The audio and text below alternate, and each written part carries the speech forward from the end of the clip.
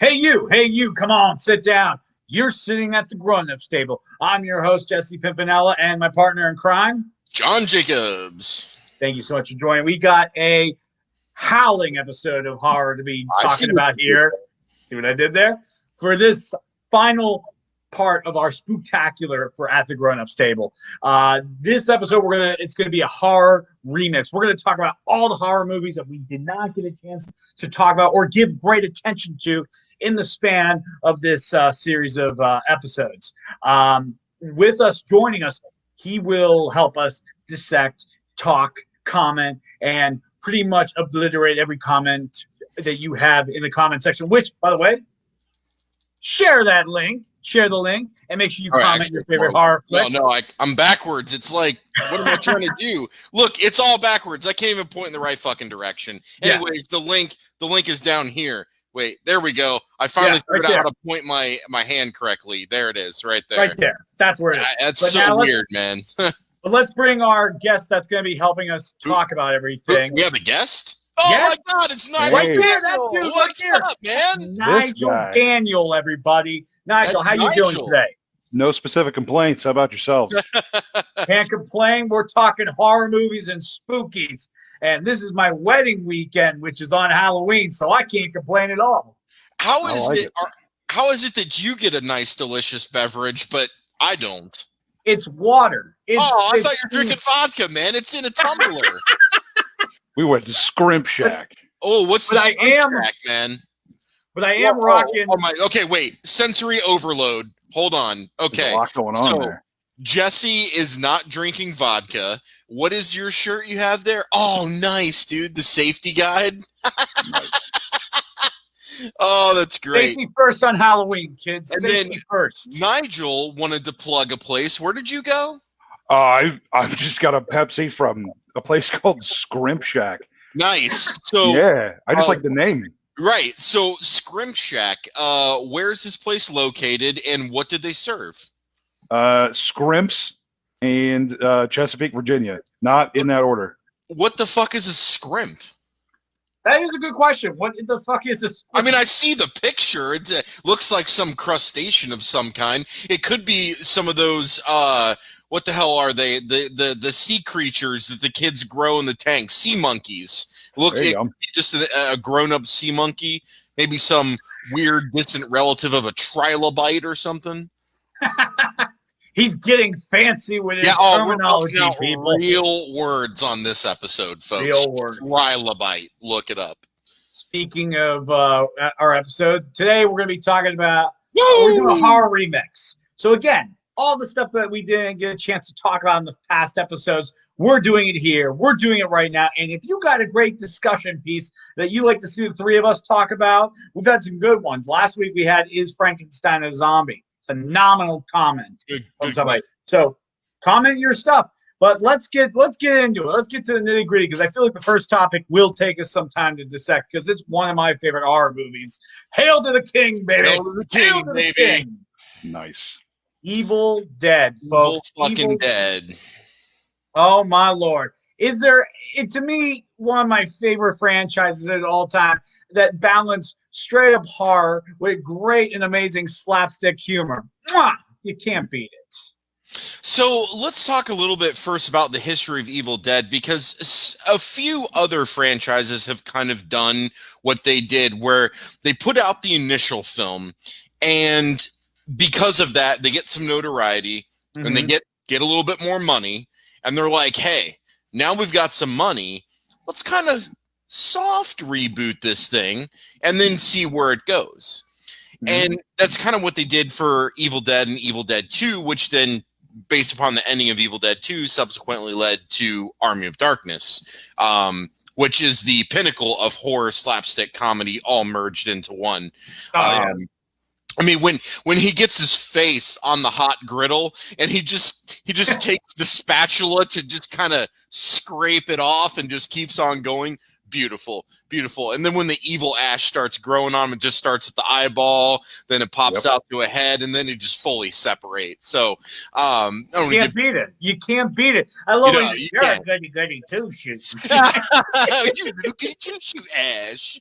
Yeah. And then all the little ashes running around like it was Gulliver's Travels trying to fuck with them. And then they did like locked him down. He's like, argh! So I love how they took the comedy aspect of it and really said, let's have fun with this. And I've been a fan ever since I've seen this trilogy, which I can't even tell you what age I was when I saw the first Evil Dead, second Evil Dead, Army of Darkness, because I've been watching it so much. My grandmother, in 2001, I believe it was, they released a limited edition Army of Darkness DVD that was in the gold box, just like the limited edition VHS, which I own both. The DVD was numbered to 40,000, and it was unique because it contained the alternate ending, not the theatrical ending. Didn't have both. And this leads to a complaint with many people with Army of Darkness DVD, because up until the Blu-ray came out, you had to buy 3 different DVDs to have all the content. And it was really stupid and annoying. We could get into that if we need to. But nonetheless, so I took that, and I've had that ever since. It was one of the best. Well, my grandmother got me awesome gifts for Christmas. I mean, sounds like it.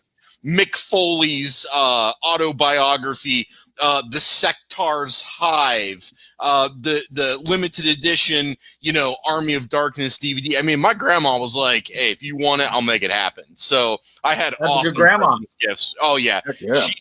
She passed away in March of last year. So we've been really missing her, but she had lived a really full and plentiful life, has tons of grand and great grandchildren. Everybody was there for her passing. So she was a great grandmother. I miss her terribly, but man, she came through on the Christmas gifts. Let me tell you, anyone who gives their child or grandchild an Evil Dead merch, that's just amazing. Oh yes, that's amazing. Guardianship, in my opinion. Was that her jam as well, or did she just know you liked it, so she went to go find things? Or was she like a big Evil Dead fan? So it was a combination of her knowing me, her asking me, and then I'm sure her coordinating with my parents when I was super young, right? Okay. So it was a combination of all three. By the time this came out in 2001, I mean, I was like 21. So she just said, "What do you want?" And I was like, "Grandma, you need to go to Media Play on Sawmill Road. People listening will know where that is." And I was like, "You need to go to this section. It's right here. This is specifically what it looks like. And if you're not sure, ask." And she executed flawlessly. Nice. So, yeah. But getting back to why I kind of went off on that whole tangent is, so not only do I have that, but I also have it signed by Bruce Campbell himself, because the king. I met him at Comic-Con, and that was Comic-Con 2014, I think. Okay. Yeah, somewhere. Yeah, that sounds about right. That was the same year I met Charles Wien, mine and Jesse's friend from both comedy and outside of comedy, which we will have on the show sometime next month. Mark my words, Charles will be on. Is that the adventure guy? That's the adventure guy. Okay. So, I know of him. So we went to this panel, and it was Bruce Campbell's like show where he gets people from the audience to go act on stage and make up a story and have fun. So long story short, Charles and I were competing. I beat him, of course. So I got to go up on stage. It was in one of the huge panel rooms, like 500 people there. It was awesome. And we just kind of did his show, which was different people writing and directing and acting. I was one of the actors. And my audition that I had to do was I did the reading of the Necronomicon that he fucks up in Army of Darkness. And that won him over. And this is exactly why. He came over and he was like, "Okay, John," he's like, "You really overacted in that scene." He's like, "But that's okay, because I overact too." It took every ounce of me not to just collapse on the floor when he said that. And then the greatest part of the whole thing was when it was all over, which I don't want to take up too much time talking about it, but he did pay me for his services. He pulled out the money clip, his personal wad of cash. I love this part. from his pocket. And this money clip was stuffed. So I have to imagine the convention paid him that night. Oh, yeah. Because he was only there that one day. So I think they paid him. And I think he's a I get paid in cash kind of guy. Because he had a fat fucking wad on that in a money clip. Not a wallet, a money clip. And so he pulled off $2 off of his money clip and paid me. I still have that $2. So what I'm going to do is I'm going to frame my Army of Darkness poster in my garage, my limited edition DVD, and the $2, put it all in like a nice big shadow box, frame, and then hang it up in my office, which I'm at now. I think that's going to be the plan for that. You got to. That's so cool. You pretty much services rendered with the king. Absolutely. Absolutely. You bet your ass I did. And it was fantastic. And he is just like in person, he's just like his characters in film. He's just a fun, goofy guy. He will insult you left and right. When people were getting stuff to sign, one guy went up and he was like, I've been waiting my whole life for this. And he just looked at me. He's like, you poor bastard. And I'm like, there he is. There's the guy. There's the guy. So I remember when I went up and I told him, I was like, I'm like, so happy to finally meet you. Huge fan. I know you hear that from everybody. That's all I'll say about that. I was like, my grandmother got me this. I told her the story. He's like, kid, you got a cool grandma, and signed his name and sent me on down the line. I'm like, there it is, man. So, yeah, it was a great experience. But let's get back to the films. Well, let's ask Nigel. Nigel, what's your history with this film? Like, how did you first find out about it? What's your favorite film in the series? Let's hear you gush a little. I feel like my earliest remember of watching any of the Evil Dead movies, I feel like I came in on the second one. My parents had just recently got cable. This was back when if you didn't get cable, you could still get like 8 free channels in the air. Totally remember that, dude. Totally remember. And we got cable, and I'd stay up and I'd watch. I remember that's how I watched Tremors for the first time. Dude, we got to do nice. Tremors, and a couple others, and then there was Evil Dead 2, and it was just like this is awesome. And then as soon as my mom found out I was watching movies like that, they got rid of cable. They didn't even try to like put the parental controls on or anything. They were just like done. Correct. Well, knives are dangerous. Let's get rid of all the knives. I remember no one should have knives. No. My dad figured out that my brother and I were watching the nudie movies on Skinamax when we were like 11, 12, 13. Yep. So he didn't put the parental lock on.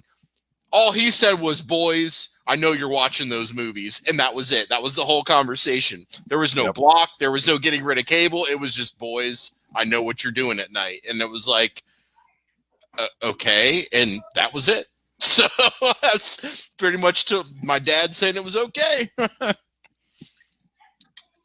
Well, I tell you what, it's just, I'm not going to lie. My internet just went out for a second. Oh. Okay. So but we're okay. We're good. I was listening, and then all of a sudden I was like, ah! And it's just like, oh, I feel like this room is haunted, like the cabin sometimes. I felt like it was some deadite spirits going through here, man. You have a trap door that is chained that has a deadite inside of it taunting you and pretending to be your mother. Old Harriet. Old Harriet. Played by one of the Rainey brothers right there. Now, I pulled up some cool facts about Evil Dead. I thought it'd be cool to talk about because there's a lot of great things that make this movie so amazing. Like, number one, obviously they use practical far as to even use real live ammunition, which is hysterical. Boy, Nigel, that sounds familiar. What movie were you in that used a whole lot of live ammunition? Oh, they didn't shoot at me though, so I was okay with it. We did not shoot at you. That is correct. Yeah. Just FYI, Zombie Babies was shot almost exclusively with live ammunition, so I think that's where that's coming from. An alternative answer to that would have been The Crow. Look, I will tell everyone we were very safe. We had firearm experts on set. Actors were separated from the firearms. Ammunition was separated from the firearms. Only the two of them came together when it was time to go live and actually shoot. Only people on set had the firearms. There were people off camera for safety. Like it was all very safe, very planned. Like we weren't just going crazy. I just want everybody to understand that. But we did use a lot of live ammunition. They used it to get people's attention. They shot it in the air. No, All right, lights, what camera. qualifies someone to be a firearm expert? Okay, Just it was the guy who owns a gun. Yeah, it was Steve Steinmetz. He was the expert. Just go with it, Nigel. Okay, you were in the damn movie, so just go with it. All right. Not with the guns. No guns. I'm pretty sure the Evil Dead guys, that's the highest level of gun experts they had. People who just own the guns. I bet. I mean, right. It's his armory, so he's gonna be the lead safety guy. No problem. But God, I mean, but there is so much but there's so much to Evil Dead that is absolutely amazing. And the fact is that, and here's why it's so amazing, is that the Morristown, Tennessee cabin where Evil Dead was shot has its own real life horror stories. So it's crazy. Like there is something to it all. Mm-hmm. And it makes me want to go, but at the same time, man, I wouldn't even read the stop sign if I was there. Let's do it, man. Read nothing. Let's do it. Let's do this next year. Hopefully COVID better and we can do it. Let's go. I won't even say Candyman in front of a mirror. I told you this. I go look, you're doing it at your damn wedding because you'll be fine there. Okay. No. Here's the reason why I'm not doing it at my wedding. All right. Do it. Here's the reason why I'm not doing it at my wedding, and I've gotten a great excuse. Because you guys brought up the Crow. A buddy of mine brought up the Crow today. And last I checked, that was a Halloween wedding that went wrong. So screw that. We're playing it safe. It's my wedding. That's what we're doing. Hey, throw up that comment from Sammy there, the last one that he said. There we go. Burn Notice. So nobody talks about Burn Notice, but that was literally one of Bruce Campbell's best roles next to Briscoe County Jr., folks. Yes. Burn Notice was great because he got to be more Bruce Campbell. In Briscoe County, it was like kind of Bruce Campbell, but like kind of stage cowboy. It wasn't totally him being Bruce Campbell. He was being Bruce Campbell in Burn Notice. He just wasn't horror movie Bruce Campbell. He was Burn Notice Bruce Campbell. A lot of his quips, a lot of his mannerism, his one-liners, body language was all that classic Bruce Campbell. And look, I get people loved that show. I'm not saying it was bad. I wasn't a huge fan, but any episode I watched, I really enjoyed because of him. Even shoehorned his classic catchphrase "groovy" in one of the made-for-TV Burn Notice movies, because like it was a scene where he throws a chainsaw at the villains, and the villains run scattered, and he goes groovy. But like he does it in like it was. He didn't do it to Austin Powers how I did it, but he did it like how he do it, and it was perfect. But he is the king of B movies. Like he knows how to be very B movie, and to this day, one of the best portrayals of Elvis. Yes, Bubba Hotep. Oh, the Bubba Hubba, man. What was the one line he kept saying? I got a boil on my pecker. He kept saying it the whole movie. I got a boil on my pecker. But going back to what you were saying, yeah, and the thing about him, that at least I came to know and understand, and what others have shared in their experiences actually meeting and interacting with him, is he's super humble. He's not a chode. He's not out to be like #1 leading man Hollywood type thing. He has fun doing what he's doing. He likes to have fun with his fans. He appreciates his fans, and the dude's doing what he loves to do, and he's getting paid. So I've got no beef with the guy whatsoever. High respects.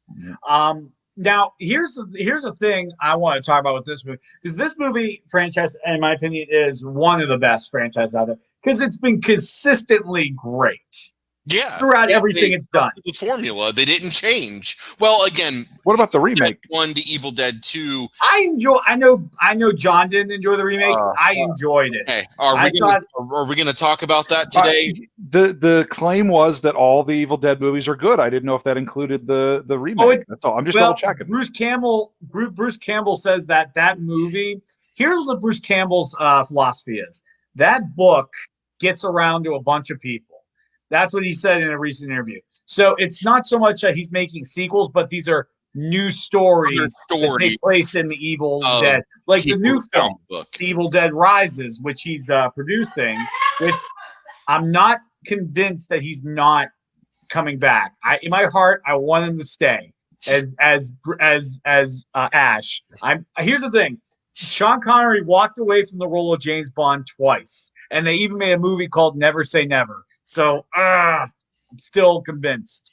But what could the new Evil Dead be about? I mean, it's going to be in a city now, I'm hearing. So is it going to be a Die Hard situation where everybody at the Christmas party becomes a Deadite? I mean, that's a good idea, especially if whomever has the book reads it aloud during the party. Here's the thing. I want to paint the picture, and I want Nigel to continue it for us. Okay. So here's the picture. It is like Die Hard. We're at a corporate event Christmas party, and the drunk manager of the team decides to play Santa Claus. And he's going to come out and he's going to sexually harass all the women in the office because everybody's pissed drunk. And it's 1987. And so that's a Bruce Campbell cameo. That was more accepted then. It should not be tolerated or accepted now, but for some reason in certain places it is. But let's move on. And he sits down to recite The Nightmare Before Christmas. And as he opens the book, we see that, oh my God, this book has a face and it's bound in human skin. And the first page has blood lettering. And that's where we just hear him start to say the words, Klaatu. And then Nigel. Veratu, yeah, Nictu. And then Nickel, Nectar. Correct. Well, no, by now he's got it. He's been practicing. He's read it so many times. He knows it now. Perfect. He knows it now. That is such a perfect continuation of where we were. He knows it now. That's goddamn, that's beautiful, man. Absolutely perfect. But and the best part, like I think it'd be very interesting to see like they're in a high-rise building and all of a sudden they start turning to Deadites. But I want to know who would play the part of Ellis, where he's talking to the Evil Dead entity. Like, hey, yeah, me and the main character have gone back for a long time. And he's sitting there with that wily look on his face like he's getting along with the Evil Dead terrorists right before he gets shot in the head. I think we are all really onto something here.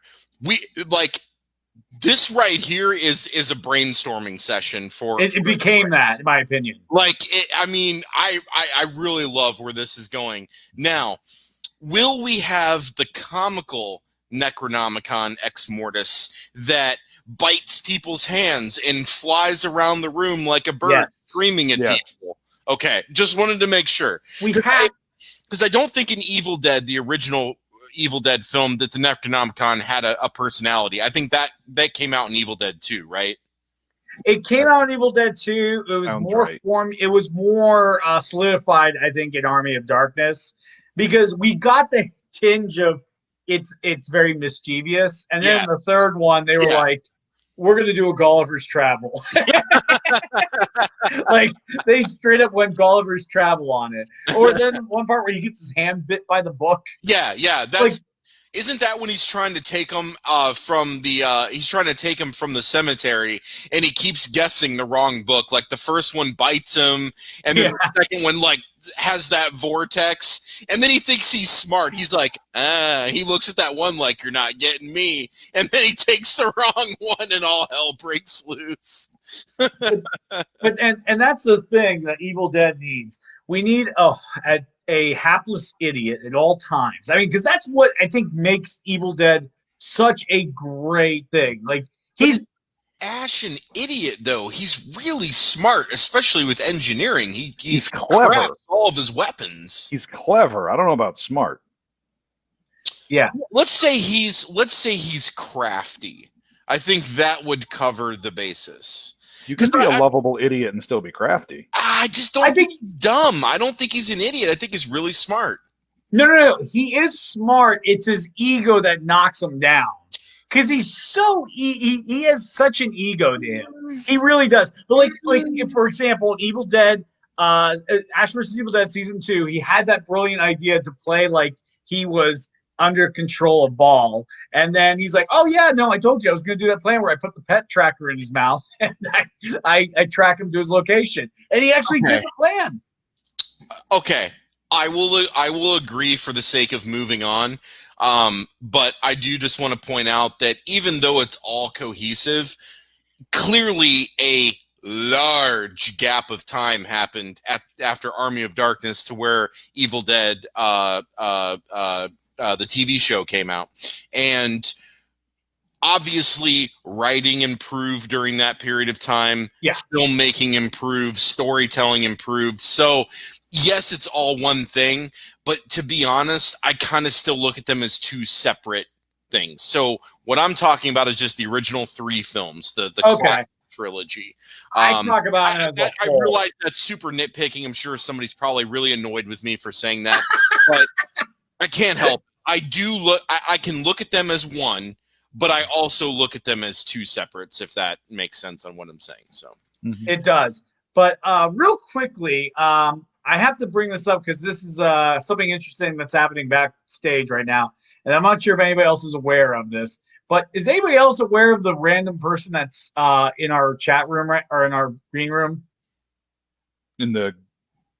Yes. I'm going to mute his mic. Thaddeus Smith. What? Did someone just hack our show? I don't know. Let's see what's in there. I'm muting his mic just in case this gets weird.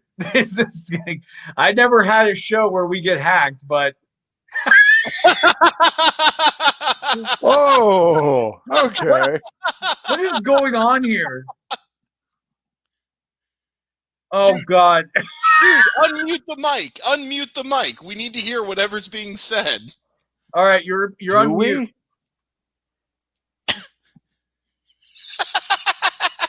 What is he doing? You got to get those nose hairs, man. This is how every horror movie starts. Oh my God. Ah, dude, just went into some spasmodic convulsions, man. I don't know about you guys. I am freaked out right now. All right, I'm uncomfortable on a deep level. May we ask your name? Thaddeus Smith. All right, just checking to make sure that's your name. How'd you get the link to get in? Someone posted it in the comments section of Pornhub. Oh. Just be glad this is a waist up shot of him. Yes. That's what they want on Pornhub these days. Waist up, man. He thought it was chat roulette. Yeah, we've already had that discussion. Thaddeus, do you like Evil Dead? I do like Evil Dead. And your mom. Oh my God. How long is this going to continue? I think we have to figure out his identity. I think we know him. Reveal yourself, masked man. If it's Bruce Campbell, I'm going to be upset. Francis! What's going on? That was so dumb. Hey, you know what though, dude? It was great for the show. Thanks, man. Dude, I was scared. Like, dude, no one saw this part, but Ryan was in my list because I see a backstage where everybody is, and he's just there with pliers doing this, and I'm like, oh shit, this is some weird shit right now. Because I just watched that one, what's that movie called Unfriended, which is actually a good found footage film if everyone check it out. And it's just a creepy person that gets into people's Skype conversation. And everybody's like, I can't get rid of him. I don't know how he got in this conversation. And then you start dying systematically. You guys were laughing. I'm like, fuck, I'm going to die on there. I'm going to die on there. That movie sounds absolutely terrible, but because I sit on Zoom meetings 90% of my day, every day for my job, I want to watch that film. Not going to lie. Unfriended 1 and 2 are Unfriended. consistently good. All right. I'm going to punish myself. And I really thought we were done with the found footage movies. What was that last one, Ryan, that was your absolute favorite? What was it, like Into the Woods or Deep in the Woods? Remember, it was that one continuous shot film that was like, it was almost like a short film. It was like 45 minutes, maybe it was 50 minutes. And it was one continuous take. Or Spirits in the Woods. I think that's what it was. Was this in the Pornhub section again? It was one of the worst movies I've ever seen. That's the one I'm talking about, man. That's the one I'm talking about. That kind of ruined found footage movies for me. Because, A, thanks, Ryan, and I do value your opinion as well, so I will definitely check it out. And Ryan, thanks for watching the show, man. Yeah. Now, since we're on the topic of found footage, I think we let's talk about that. So, found footage. We're not gonna say any last words on the. Oh, let's say it, but yeah, I think this is a good conversation. Everybody's going crazy in the comment section about found footage, but let's say our final thoughts on Evil Dead. All right, I got 10 seconds. Let me make it happen. One of the greatest horror franchises ever. Hail to the king, baby. End of story. All right, Ryan, what's your take on it? Evil Dead? Yep. Yeah, I mean, you gotta start, like, I really think that was kind of the jump start to B horror, like the nitty gritty, gross, low budget. Like there would be so many films that we all enjoy that would never exist without. Totally agree. And I am actually truly blessed. I haven't watched it yet, but I've only heard great things about. We talked about remakes. And I heard the Evil Dead remake was a remake. Like they remade it with a budget, and it was very interesting. Not the same thing. I don't know about it. It's good. It's good. Don't listen. I heard nothing but good You're things. gonna ignite it with a car battery. Come on, man, Jesse, get your head out of your ass. No one thought that was good. I like my head. Car battery. Okay. All right. I'm gonna say this real quick. He has an issue that somebody got jump started, like defibrillated with a battery. Dude, the second movie had a guy who cut his hand off and was able to activate a chainsaw somehow. Pause. We just talked about how part 2 was a slapstick horror comedy. The remake of Evil Dead tried to be way too serious and realistic, and that's why it was trash.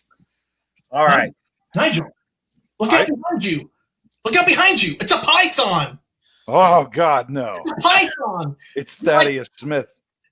Creeping in that window. You're going to see Ryan's face in that fucking window by the end of the night, I guarantee it. Oh, my God. Dude, out for the python. Ryan has like some sort of device where he has that background, but he's scootering around. So, final thoughts on Evil Dead, Nigel.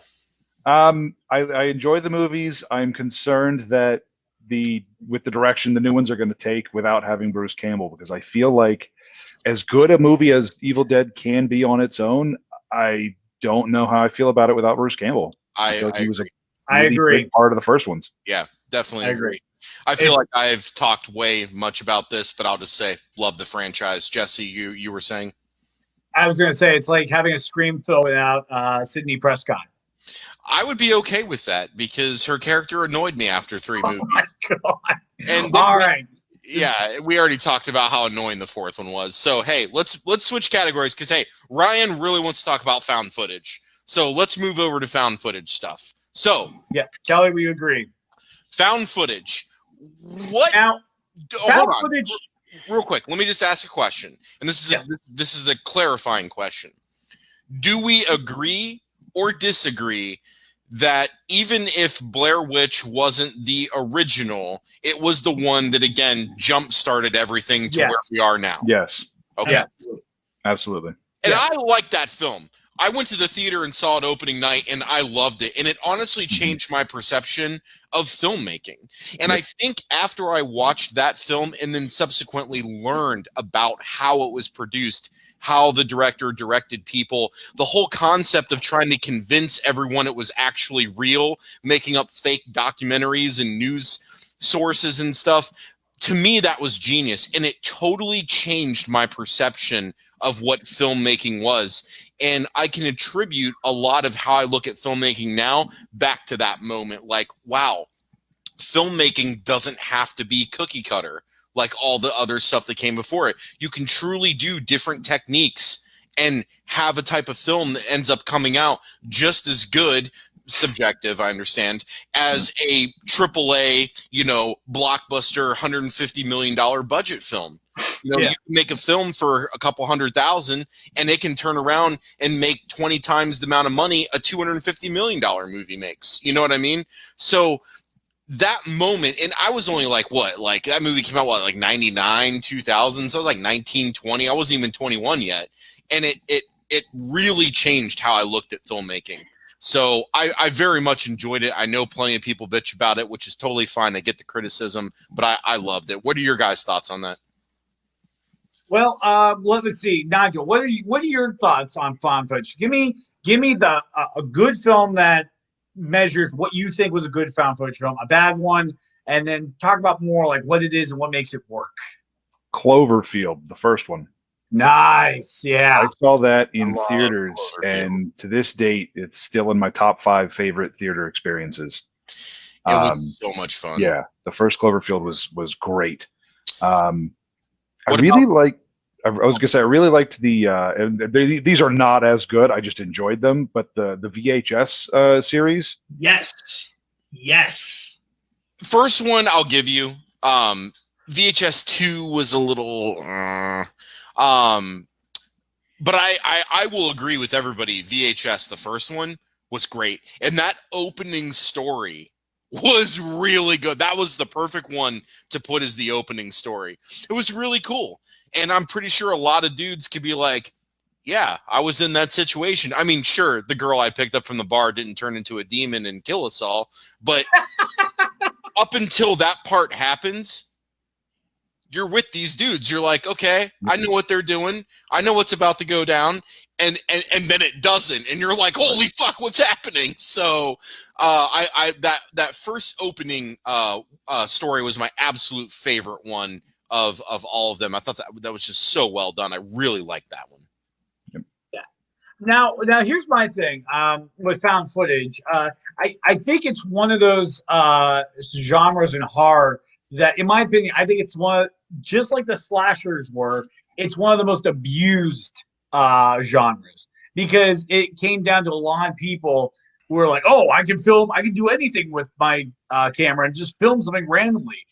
But it wasn't like good quality, because like I had a hard time watching found footage films for a very long time, because like I couldn't find a good one anymore, and I think it's one of the few rare gems in the horror genre of finding good versus bad. Now, Ryan, what is your thoughts on the frequency of seeing found footage films? Do you think there's more good than bad, more bad than good, and why do you think?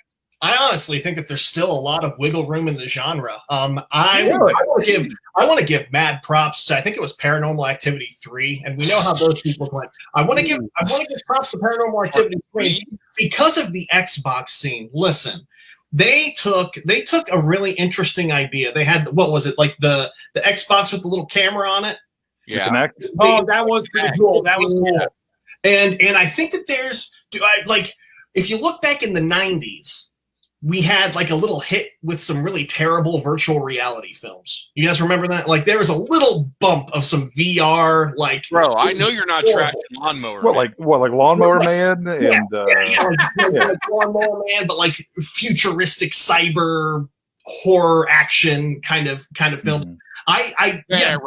Yeah, Thank you. But I think that with found footage films, I think we're entering a new realm of actual like VR found footage stuff. Like, I think we've got a rabbit hole that we still have yet to discover, but it's coming. I feel like we're on the cusp of seeing some new stuff that's going to be really unique. So what? Someone's got like an Oculus and they're getting stuck in a horror film wearing that, or they what have they got, the developer kit too, or they got the HTC Vive, with room scale, whatever VR setup they have. I like where this is going. Could be, and it's found on a hard drive. I mean, because anything that you have with VR is like anything can be found on a hard drive. Anything. So I think that there's going to be some cool stuff. I personally love the found footage genre. Mm-hmm.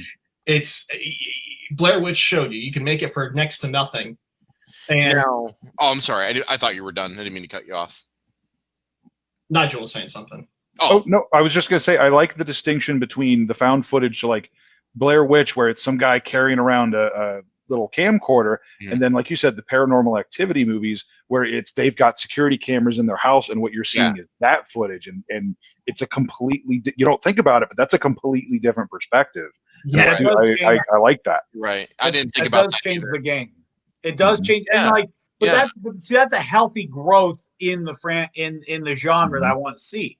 I want to see someone who's just shaking the camera and like running around the woods. Oh shit, this is happening, and that got, I think, in my opinion, perfected in Cloverfield. And then you had, like I said, the Paranormal Activity, the security cameras, and all that stuff. Like that was a game changer.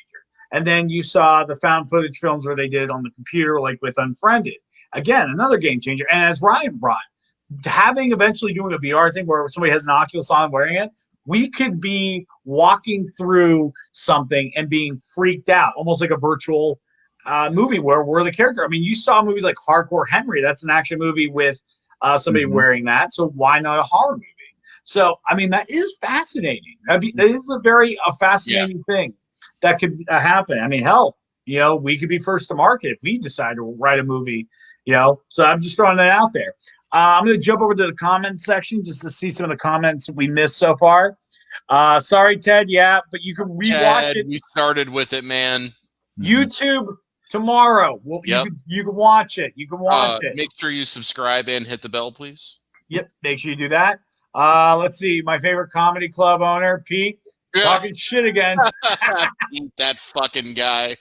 make sure you check out the Funny Stop Comedy Club, funnystopcomedyclub.com. We got shows Wednesday through Saturday. They got a lot of great stand-up comics that are coming by. Check them out. Love that place. Let's see.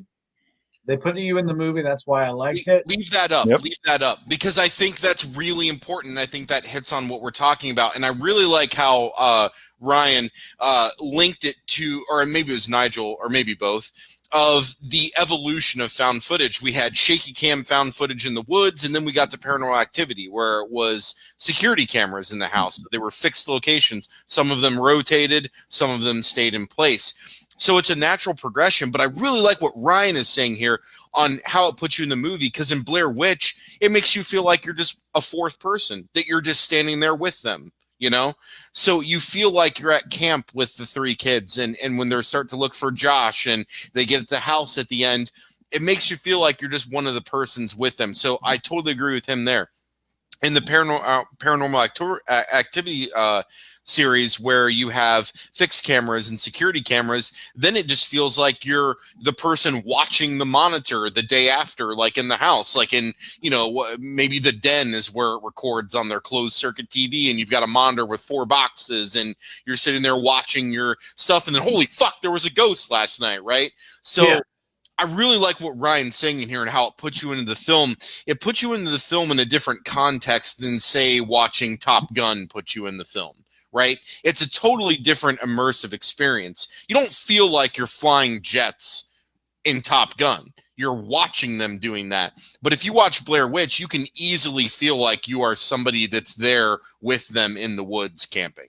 So I 100% agree with the statement. I'm glad he said that. That was good. Another game changer I saw one time, and this will be the last thing I say on the topic, American Horror Story, they did a season where it was all found footage. It was very interesting. So the first half of the season, they were doing it like almost like a true crimes horror thing, where they basically had a cast. They had a cast. So this is the cast that were actors portraying this cast right here. So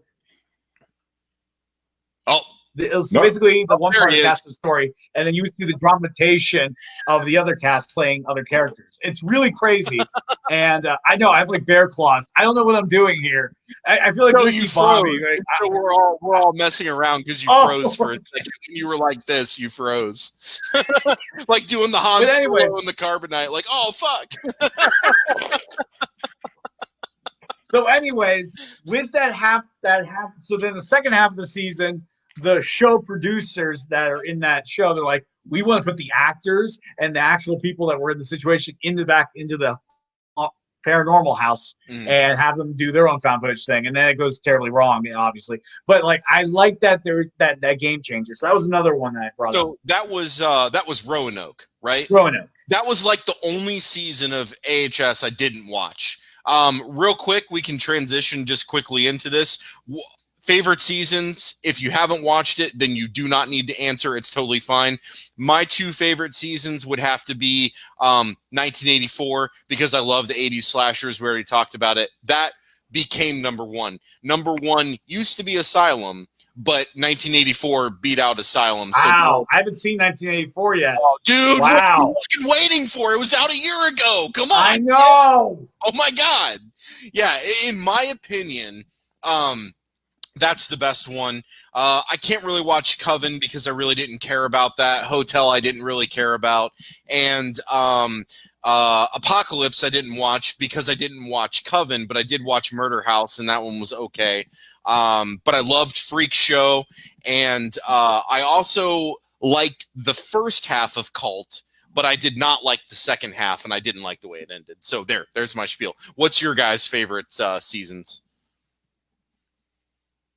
I've never watched. Oh, I'm sorry. Oh my God! At least watch 1984. The commercials are cool. You'll like 1984. And if you're a Dylan McDermott fan, he pops up in every season in some way, shape, or form as a character. You know me, John. Yeah, man. Dude, The Practice, what a great show in the late 90s, man. Him and Catherine Manahem doing a law show. What's up, guys? Oh, Let's bring back the horror, John. Let's bring back the horror. Talk more about Dylan McDermott. Dude, he's one of my favorite actors. I love the guy. Oh, what's Kelly got here? A lot. Not just about the camera. It's how they tell the story. Some of my favorite books have been turned into shitty movies because they failed to tell the story in the film. You can't skip things. It's all about the details. For a second, I love how Ryan and Nigel became Wilson from Home Improvement. They were like, hold on. If you two could go Heidi Ho neighbor, that would be awesome. Heidi Ho neighbor. Heidi Ho neighbor. There you go. Ryan's really trying. Ryan is really, really trying. So it's so. We'll have to do one day. We'll do a physical show where we're handing stuff to people. Oh, wow. There's a whole art to Zoom comedy now. Where if I had a glass of water, I would have it go this way, and then you would grab it, John. But we'll talk more about that. Yeah, that's going to require a lot of staging and whatnot. But anyways, so AHS, American Horror Story, definitely check it out. Every season's unique, but they do a way to try to connect them either directly or indirectly in some capacity. And that's what I like about it. Sure, there's seasons that are less strong than others, but the strong ones are definitely worth checking out. Nigel, just watch 1984. I really do think you will enjoy that. I really do. Yeah, I'm down. I'm sorry. I got to. Ryan, are you drinking wine out of a mason jar? Yeah, I'm sure he is. That's one of his specials. I don't even think Ryan owns wine glasses. Because anytime I'm at his house to drink wine, it's always out of some makeshift glass or something. Dixie cup. Yeah. There you go. Wine night. So. It was on screen for like a split second. I was like, wait a second. And I like how Nigel's his hawk eyes immediately focused on that. Was like, wait a minute, that's not right. What's that all about? Nothing's getting by me, Thaddeus. Oh shit. Okay, so we've got 10 minutes to kind of wrap this up. So we spent a lot of time talking about Evil Dead. I'm really bummed out that Ted didn't get to see it live, but that's okay, Ted. Check us out on YouTube tomorrow, and you'll be able to check out that whole section. It's literally like the first half of the show. And then we kind of transitioned into found footage, talked a little bit about American Horror Story. What else do you guys want to talk about for the last 10 minutes? How do we wrap up this month-long spooktacular that we've done here at the Grown Up Stable? I got an idea, but let's do our guests have any ideas? I want to see if you guys have anything. Anything you guys want to get out on the air? Nigel had something he wanted to talk about. Oh God, no! I was just going to show you my favorite awful Halloween movies. Oh I my have a- god, I'm so excited. I have a small set. Show This them. is a Show 'em. short. This is a short list. I've got Jesus Christ Vampire Hunter, Oh, we gotta watch that. the musical.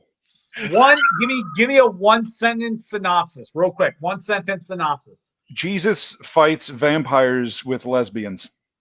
I'm sold. I want to watch it. Hey, That's Ryan, the movie. remember? Oh wait, they might be lesbian vampires. Remember Jesus Christ serial rapist? First he nails you, then he nails you. It's been a long time since I've watched this movie. It's been even longer since I've seen it sober. Oh man, I need to watch that. Ice Cream Man.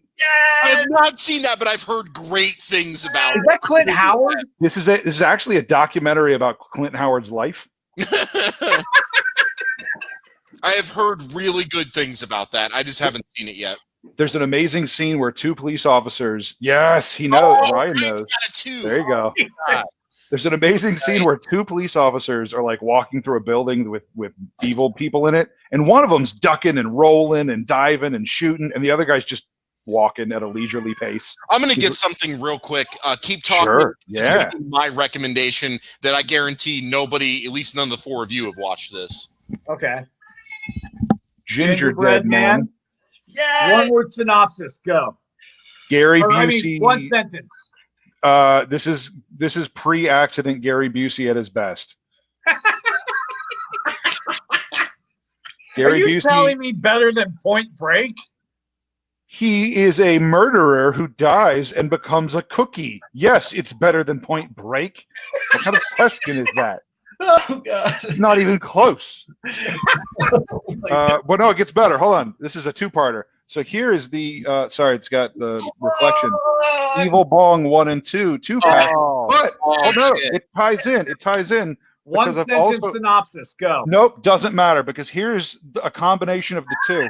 That's the one. That's the one right there. Gingerbread Man versus the Evil Bong. I need to actually own this film and watch it.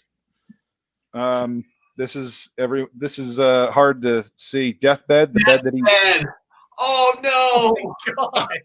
No. Ryan, why are you saying no to that one? Oh my god. Why? The other ones are passable. Like Deathbed is that is like laying on a bed of nails while someone sits on your face. Okay, so is it better or worse than Spirit of the Woods? Oh, Worse. it's really bad. The director doesn't remember making it. Oh, jeez. There have been interviews where he's like, I was doing a lot of cocaine and I don't remember any of that movie.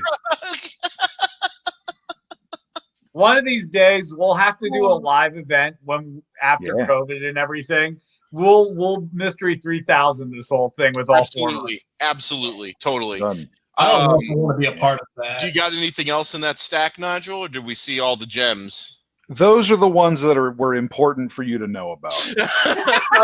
One more. One more. Encore. One more. What we got? Oh, damn. Hell yeah. Classic. Hell yeah. That's next level. Lord of the Rings, Peter Jackson. All these people want to say, "Oh, Peter Jackson, so No, people. He got lucky with those Ring movies. You want to see what real Peter Jackson is? You fucking watch Dead Alive. You want to see real Peter Jackson? Fucking watch Bad Taste, man.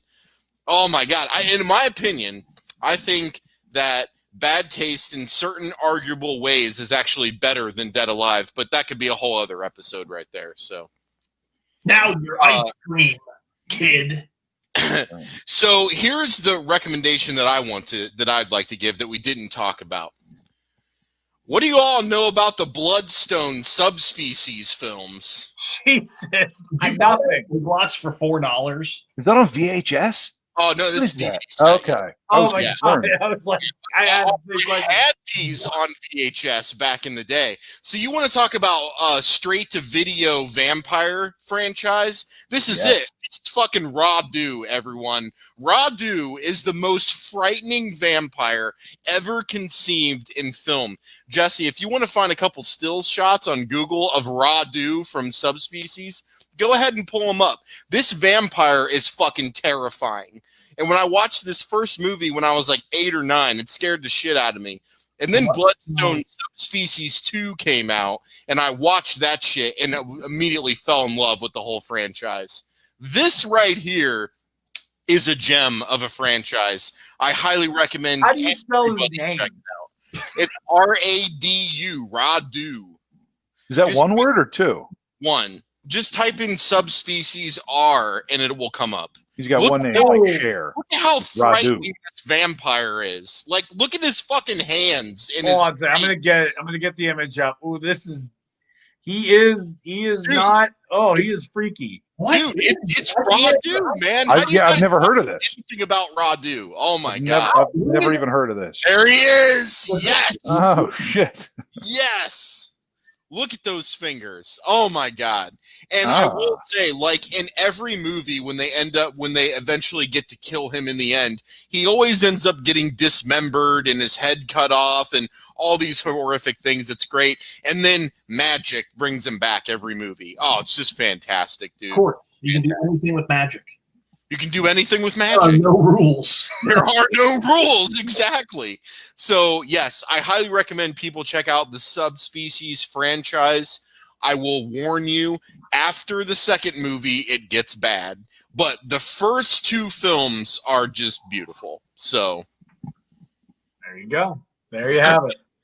So that's my recommendation. Nigel had his stack recommendation. Ryan.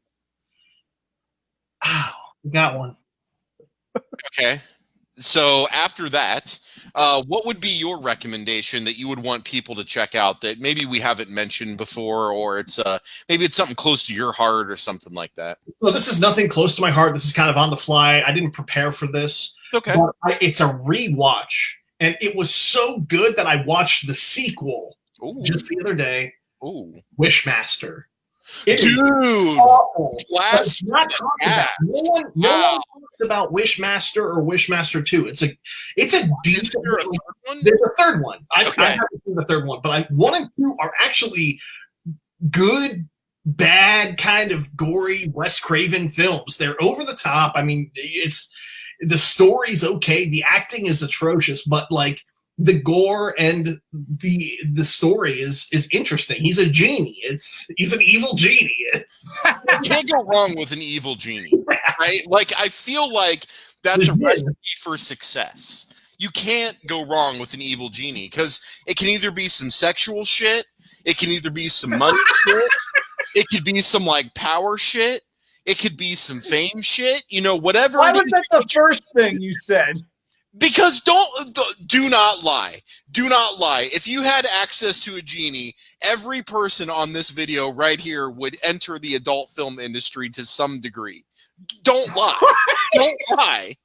John, I don't think that's true. I don't know about that. That's all. That's your wish. Holy shit! You are overestimating several things. Oh my god, that was really good.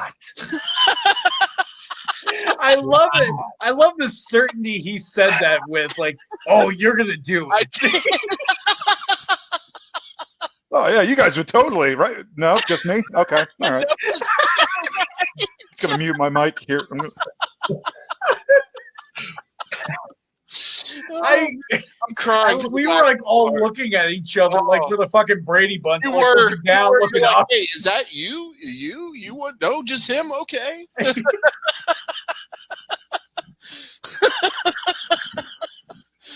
Oh shit! Oh, that was good. That was an interesting moment for you, John. It really was, Jesse. So we've saved the best for last. Close out our spooktacular with your number 1 recommendation that you have not made yet on any of these episodes. Oh crap! Blow This is us kind away. of one. This Blow is us kind of one away. I made. but I'm really hard on the fact that they need to bring this up, that people need to watch this. All right, Victor Cromley. So this guy, Victor Crowley, right here. This guy the film is called Hatchet. All right, there's 4 movies. Dude, you're hard up on Hatchet. You love that series, man. Dude, I was shocked. This is Kane Holder. This man is Jason. Mm-hmm. And the final girl that they use starting in the second movie is Danielle Harris, who played Jamie in the Halloween films. And also, don't forget, she played, God, what's the friend's name? Darlene's friend on Roseanne. No, but in the remake, she was in the Rob Zombie remake, too.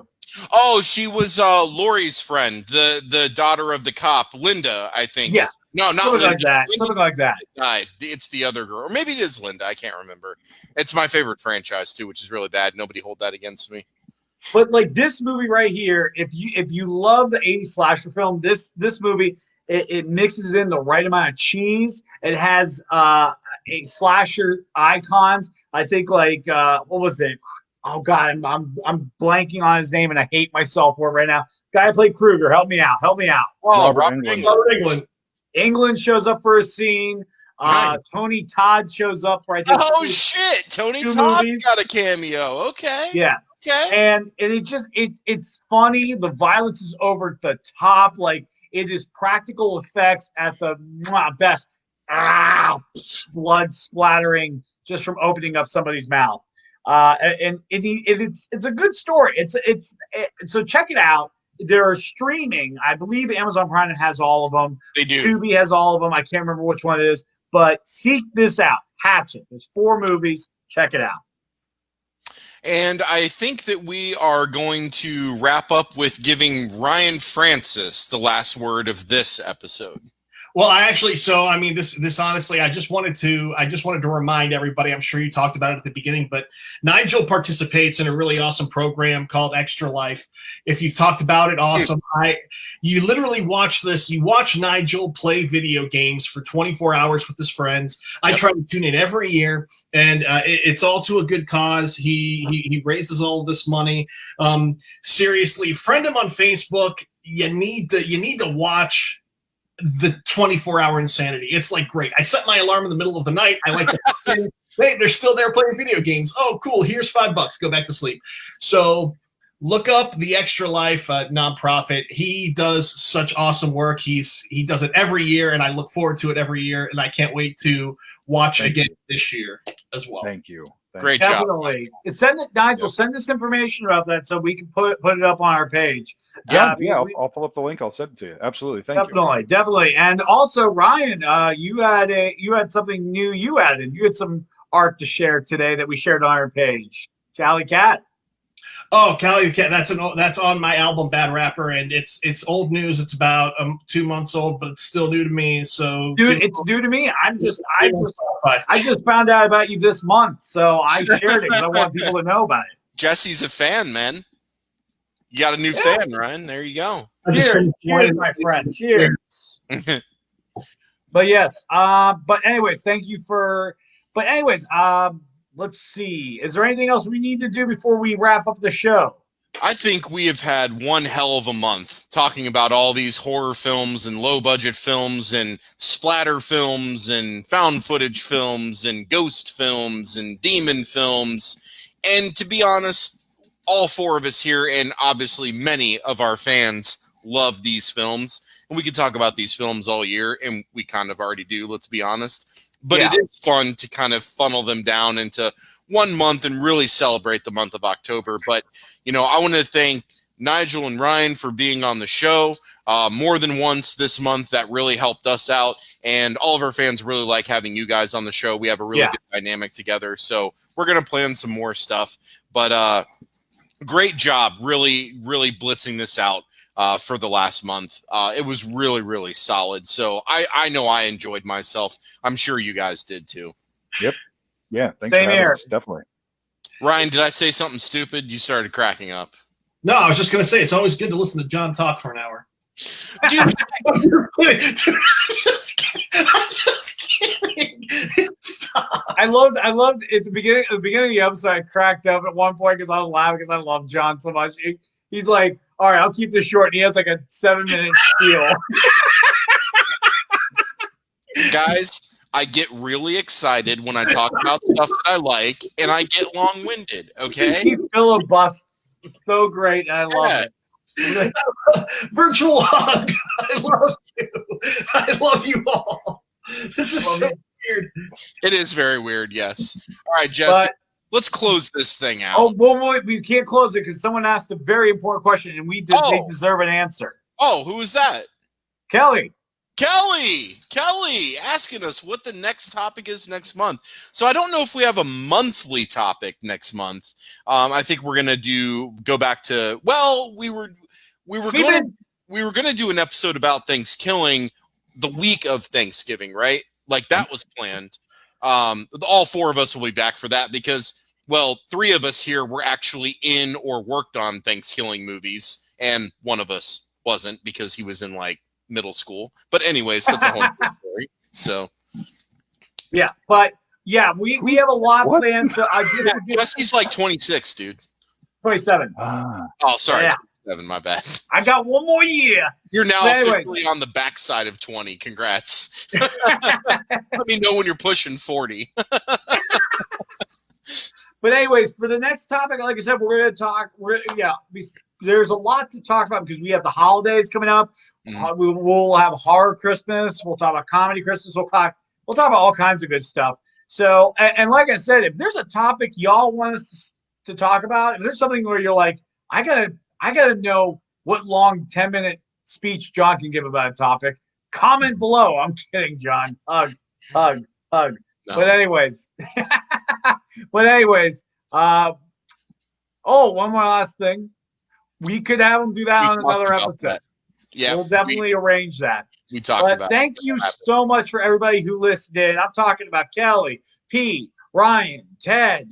Let's see. Not the Ryan Francis, Ryan Hillsman, but Ryan enjoyed this, or AKA Thaddeus Smith.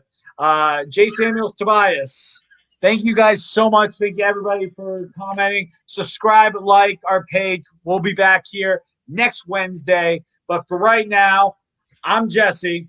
And I'm John. And you've been sitting at the grown-ups table. Thank you, and have an awesome night. Happy Halloween, everyone. Happy